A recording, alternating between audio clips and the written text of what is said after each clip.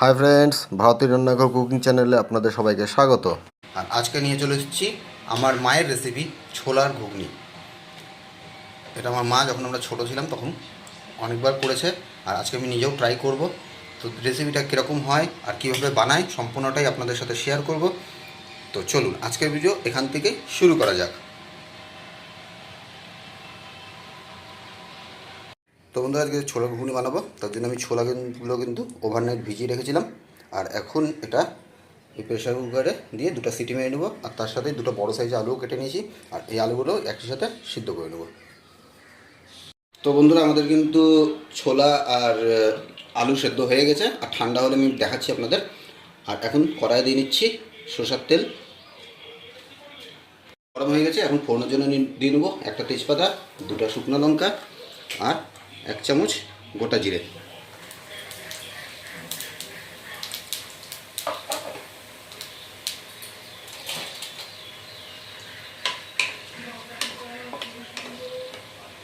আর এখন দিয়ে নেবো 3টা বড় সাইজের পেঁয়াজ, আগে থেকে আমি স্লাইস করে রাখছিলাম পাতলা পাতলা, সেই পেঁয়াজগুলো।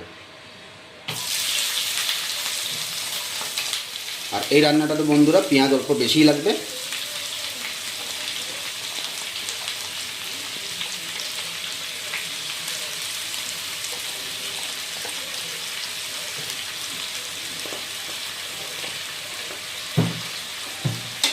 আর এখন পেঁয়াজগুলোকে আমরা হালকা ভেজে নেব।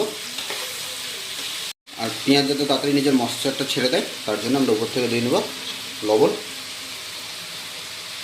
আর পেঁয়াজটা কিন্তু খুব বেশি ভালো করে ভাজতে যাবেন না, হালকা ভাজা হলেই হয়ে যাবে। আর আমাদের পেঁয়াজ কিন্তু ভাজা হয়ে গেছে। আর এখন দিয়ে নেব এর মধ্যে বড় চামচে 2 চামচ আদা রসুন পেস্ট।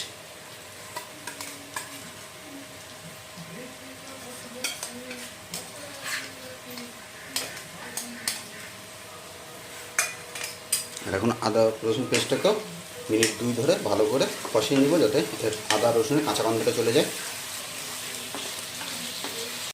একদিকে আমাদের গ্রেভির প্রসেসিং চলতেছে, আর এদিকে আমরা যে সেদ্ধ আলু করে নিয়েছিলাম সেটা এখন ছোটো ছোটো স্লাইস করে নেব,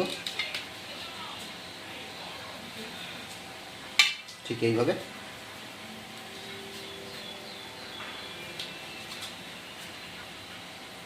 আমাদের আদা রসুন একটু কাঁচা গন্ধটা চলে গেছে, ভালো করে ভাজা হয়ে গেছে। আর এখন আমরা দিয়ে নেব কিছু গুঁড়া মশলা। প্রথমে দিয়ে নিচ্ছি রঙের জন্য হলুদ গুঁড়ো 1 টেবিল স্পুন। তারপর দিয়ে নেব ধনে গুঁড়ো সেম 1 টেবিল স্পুন। তারপর দিয়ে নেব সামান্য 1/2 টেবিল স্পুন জিরার গুঁড়ো। আর সবশেষে দিয়ে নেব কাশ্মীরি লাল লঙ্কার গুঁড়ো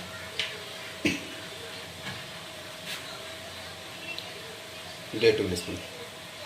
আর মশলাগুলো এখন ভালো মতো আমি কষিয়ে নেব।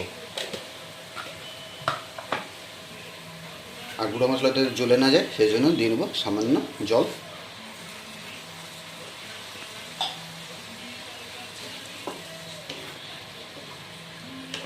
আর মশলা আমাদের কষানো হয়ে গেছে বন্ধুরা, দেখুন আর তেলগুলো ছাড়িয়ে দিয়েছে। আর এখন দিয়ে দেবো সেদ্ধ করে রাখা ছোলাগুলো। আর ছোলাগুলো কতটা সেদ্ধ হয়েছে সেটা আপনারা বুঝতে পারবেন। এই দেখুন কত স্মুথ হয়ে গেছে। আর এই ছোলাটা মশলার মধ্যে দিয়ে নেব।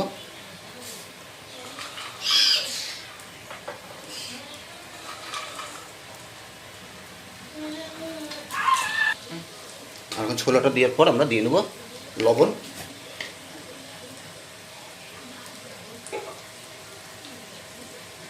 লবণটা দেওয়ার পর বন্ধুরা এখন আমরা ছোলাটাকে একবার মশলার সাথে ভালো করে কষাবো।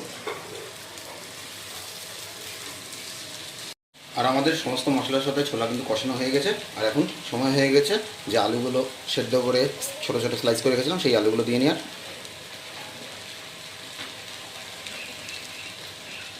আর এখন আলুগুলো একবার সমস্ত মশলার সাথে কষিয়ে নেব।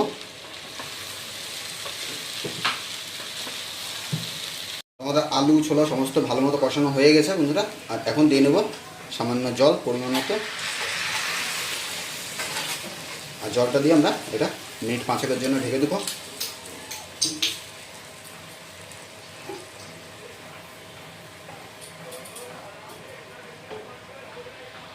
আর 5 মিনিট পর আমরা ফিরে এসেছি। আর ফিরে এসে এখন ঢাকনা খুলে আমরা দিয়ে নেব স্বাদ মতো লবণ। আর যেহেতু এর আগেও আমি লবণ দিয়েছি ছোলার যখন দিয়েছিলাম কষানোর সময়, তার লবণটা আপনারা বুঝিয়ে দিবেন।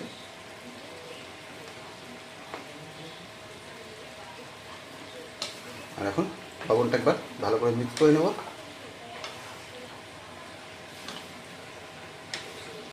তো আমরা আবারও কিন্তু সামান্য জল দিয়ে নিয়েছি, আর এখন এটা ঢেকে দেবো 5 মিনিটের জন্য।